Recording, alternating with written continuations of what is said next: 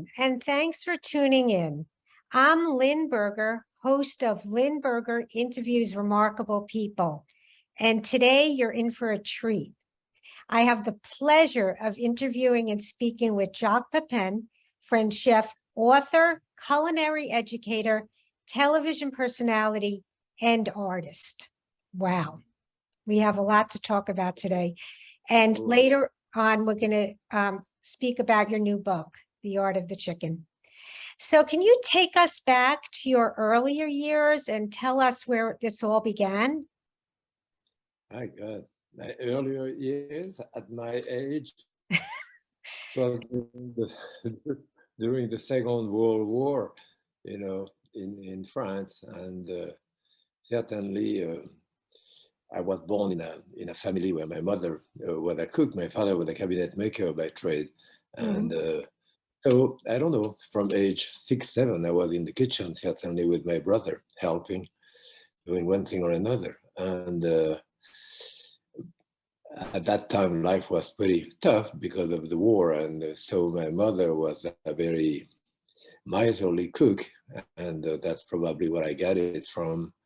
But by the time I got to be 13, I finished primary school and entered apprenticeship, formally left home and so forth. So that's over 70 years ago. So it's a long time for I've been in the kitchen. So then when you left home, tell us a little bit about your career progression, if you don't mind. Well, the apprenticeship at that time was a 3 years apprenticeship in a restaurant, which was an hotel restaurant there, which was pretty famous at the time. And so I did that those 3 years before starting getting on the road, working in other restaurants in different parts of France, finishing in Paris. But life was, as I say, quite different. And at that time, the idea in the kitchen was to conform. You work somewhere and you listen to what people do. You say, yes, chef, and you conform and do whatever is done there. There was not much space for creation or interpretation as it is now. So it was a different way of learning. And certainly the learning had to do with a great deal of repeat, so that the techniques themselves became part of your DNA and so forth. So, first to start with, for a year, I not only clean up the floor, but eviscerate, pluck and eviscerate chicken and bone out fish and scale fish and chop parsley, and so forth. Until one day, without really much warning, until one day the chef said, "Okay, you start at the stove tomorrow."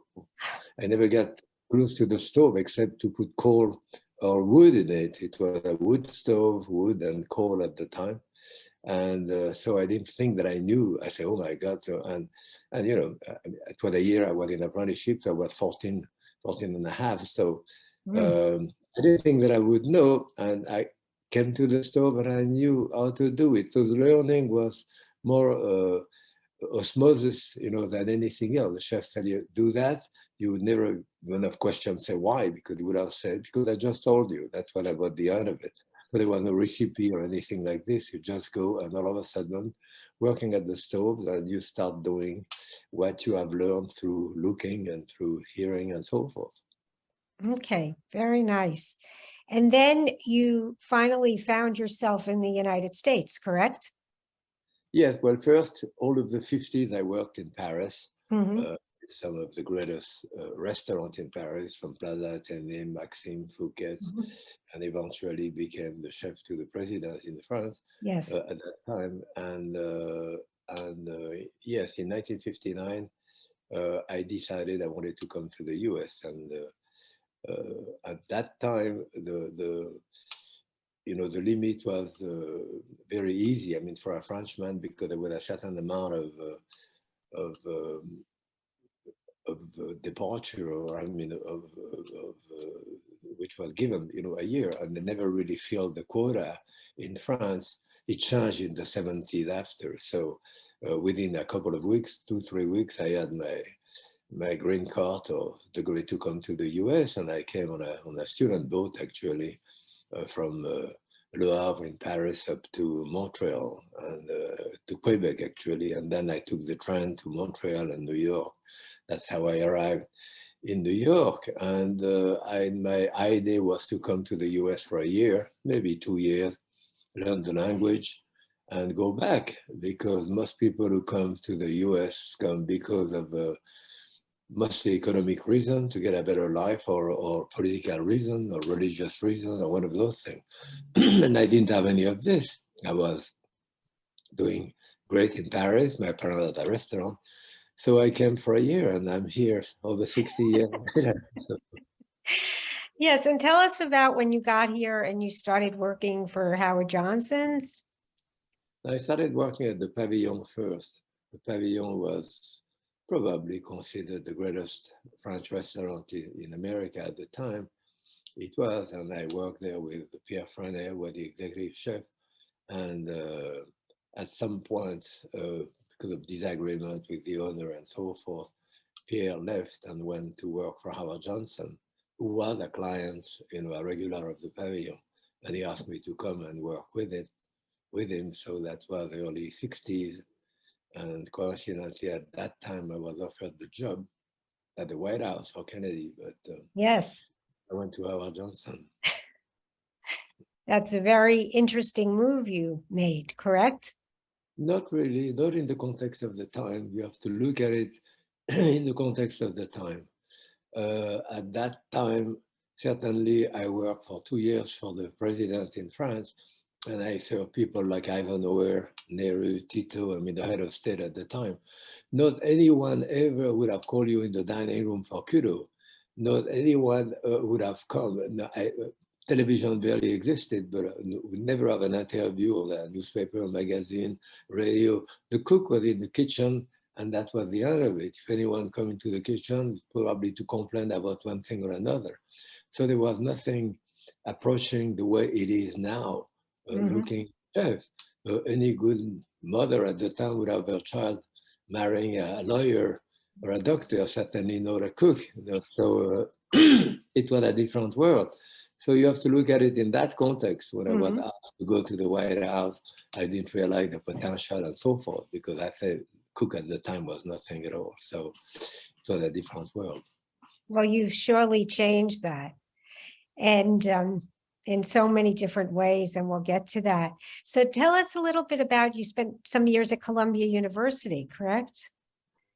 Yes, quite a few years actually. As I said, I left school when I was 13. So I asked someone, I want to improve my English. I'm in New York. They said, well, you got to go Columbia University, the best school of courtship I'd never heard of. I went there, and within 3 weeks after I was here, I was enrolled at Columbia English for foreign students, I guess. And I did that for a couple of years, and eventually got to English for freshmen, whatever it was. And then after, I forget exactly how I did it, but work out to get into a validation program, because I never went to high school, which I had to do within a couple of years with certain different classes that I had to take. And when that was finished, then I was eventually accepted and went on and did a BA and a master eventually, and I was doing actually a PhD. And so from 1959 to 73, I was working, but at night I was going to Columbia. So that was a long, long time. Yes, and you say those were wonderful years, right? Yes, absolutely. It did change my life to a certain extent, I'm sure. It's so beautiful up there. And then you did so much after Columbia. Would you like to tell us a little bit right after that, what you ended up doing? From 1960 to 1970, Yeah. for 10 years. And I opened a restaurant on Fifth Avenue called La Potagerie in 1970 when I left, with large production of soup and so forth. I also opened the World Trade Center a couple of years later. I set up the commissary where we could feed over 30,000 people. I was a consultant for the Russian Tea Room. I'm saying those things to tell you that as a chef, as a French chef, I would never have been able to do any of those jobs if I hadn't had the training of Howard Johnson in terms of mass production, marketing, mass production, and so forth. So my time at Howard Johnson was very worthwhile, you know. No, it sounds like it was for sure. And I want to spend some time today talking about your art because you wrote this wonderful book, The Art of the Chicken, and I was privileged to see your artwork in Madison, Connecticut. And I don't know how many people realize how successful and talented you are as an artist. When Well, did you start painting? that's thanks to my friend Tom Hopkins, who lives in town here, and decided, he's a friend for 40 years, he's my photographer for many of my book. We've done almost 300 Facebook video in the last couple of years of the pandemic, and he's the one who did all of this. And he's the one who decided about 6-7 years ago, whenever, say, I'm going to do an art site for you to say, I don't, you know, I was giving my stuff at that time. And yeah, it's been very successful. It was kind of amazing. What happened is that I was married for 54 years. And when people came to the house, I usually wrote the menu. My wife and I wrote the menu, whatever guest we had, and they signed on the other page, and we put the label of the wine there, we did, and so forth. So this is a whole, I have 12 thick book of menu for over half a century. So that's my whole life in those menus. And I realized that I was illustrating those menus and very often with chicken and so forth. So I started doing more chicken. And actually, when I was at Columbia, I took a couple of classes, one in drawing and one in sculpture, I believe. And we had a bunch of friends at the time in the early 60s, even before I was married, who rented a house. We rented a house in Woodstock, New York, which was a kind of a artist community and so forth. So we all started redoing old furniture, painting, and doing that type of stuff. And I guess that's when it started. So I have painting dating back from the early 60s, yes. So it's a long time. Well, when I walked into the room with all your paintings, I was struck by how beautiful they were and the vibrancy of the colors. Well, thank you. Yeah, I used to paint probably more with oil. Now I paint mostly with acrylic and so forth. Sometimes I dilute it like a watercolor and do it sometimes on canvas, sometimes on paper. But yes, I don't think I have a specific style because my daughter, for example, like my abstract maybe the most of what I do. And I do a lot of flowers as well, and then chicken. Yeah, a lot of chickens, but they were really quite beautiful. And I ended up listening to, you speaking about your art.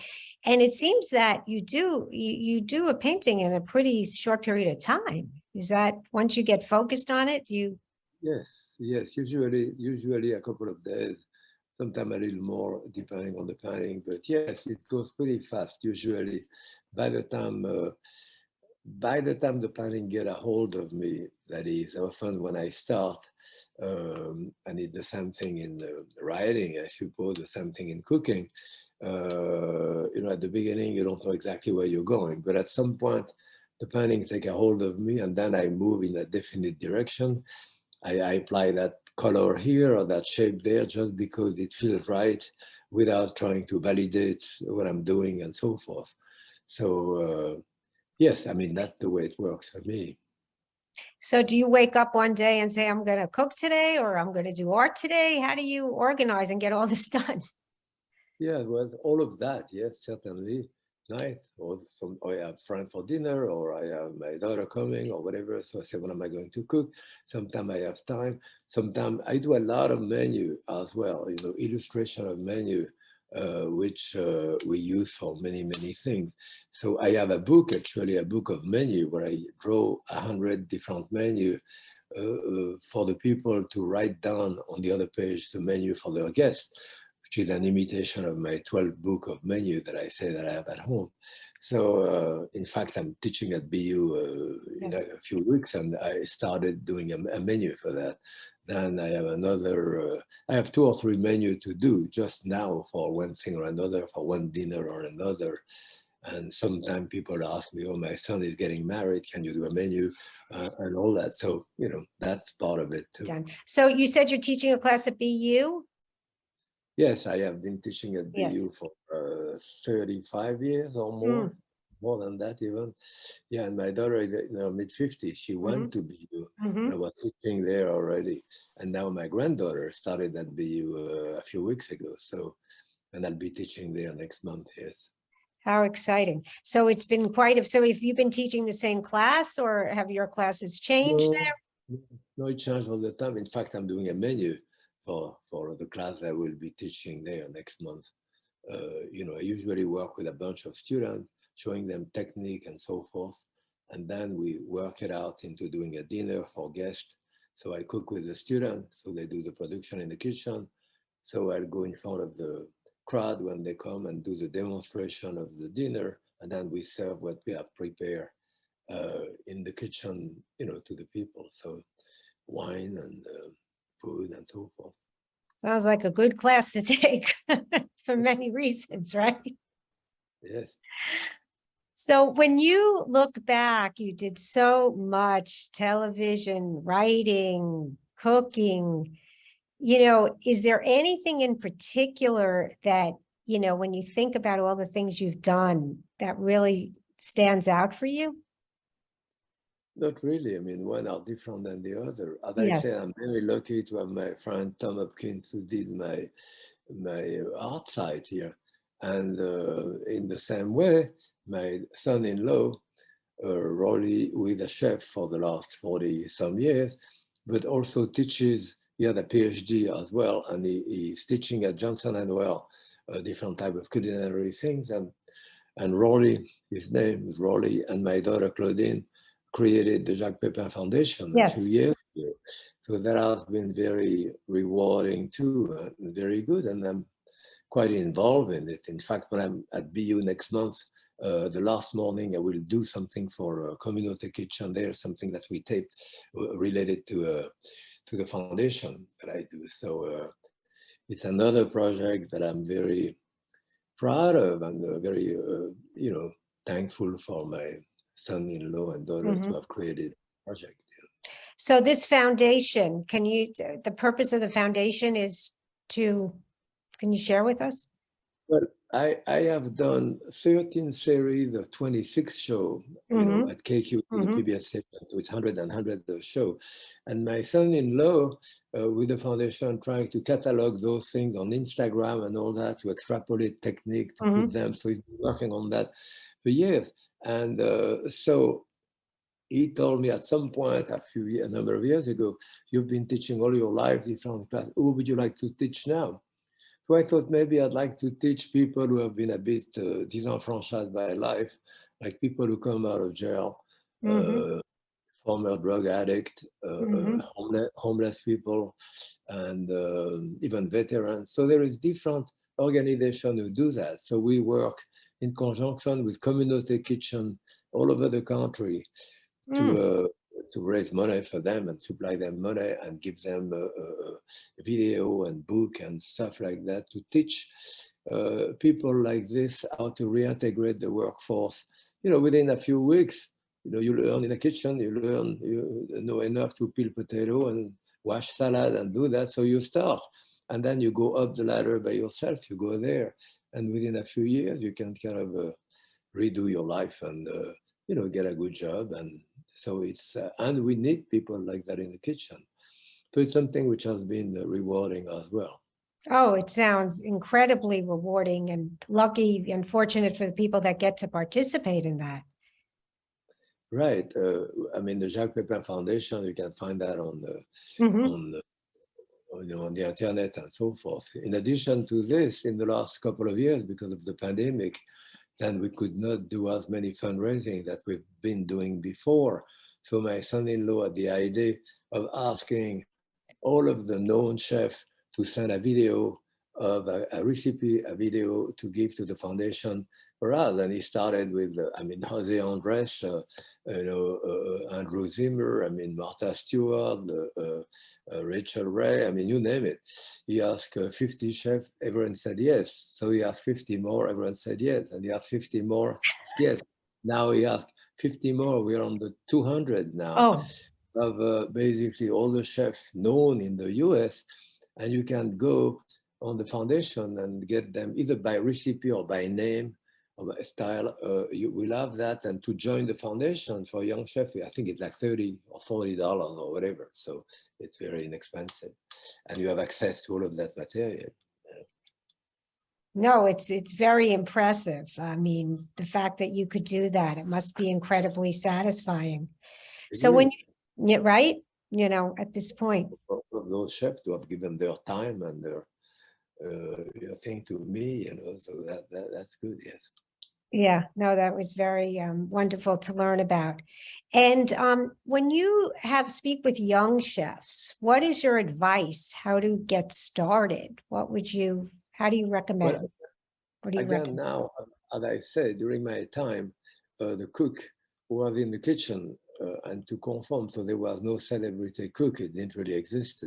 So you would not go into that business to become famous, because now it is different. I mean, a lot of chefs want to get into this, and within 6 months, they want to be Bobby Flay or whatever and being on television too. Mhm. And it really doesn't happen that way.